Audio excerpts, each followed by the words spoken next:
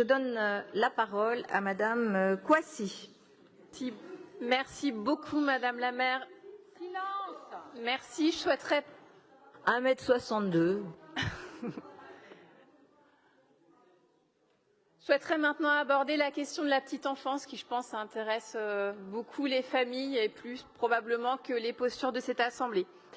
Chers collègues, vous le constatez au quotidien, tout comme moi, dans vos arrondissements, le secteur de la petite enfance fait face à une crise de recrutement.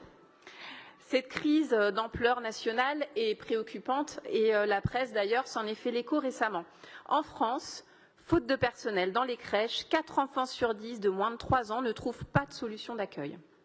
Les professionnels du secteur de la petite enfance témoignent de leur inquiétude pour la rentrée à venir. Vivier insuffisant, manque d'attractivité de ces métiers à forte pénibilité, de nombreux postes vacants, des arrêts ou congés non remplacés, un nombre important de personnel en attente de reconversion, des cas Covid, vous l'aurez compris. Les causes sont multiples et touchent de plein fouet nos établissements d'accueil de la petite enfance. Cela conduit à des situations difficiles, d'une part pour les équipes, mais également pour les familles. Et la ville en est parfaitement consciente et n'a pas attendu pour agir. Je tiens d'ailleurs à remercier chaleureusement Patrick Bloch et Céline Hervieux, ainsi que les agents de la DFPE pour leur implication sans faille et leur travail précieux sur cette question importante du recrutement.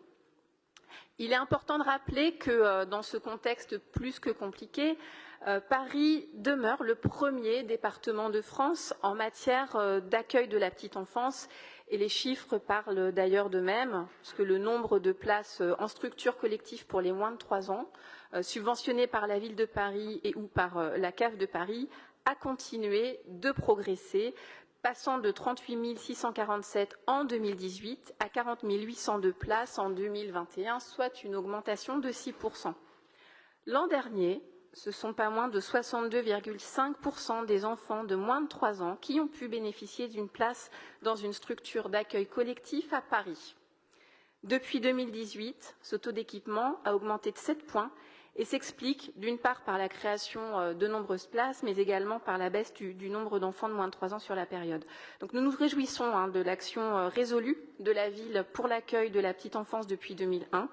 Et nous sommes conscients et conscientes des efforts qu'il reste à mener pour pouvoir pourvoir tous les postes qui sont actuellement vacants.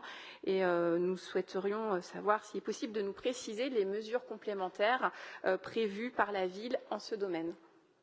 Merci beaucoup à vous.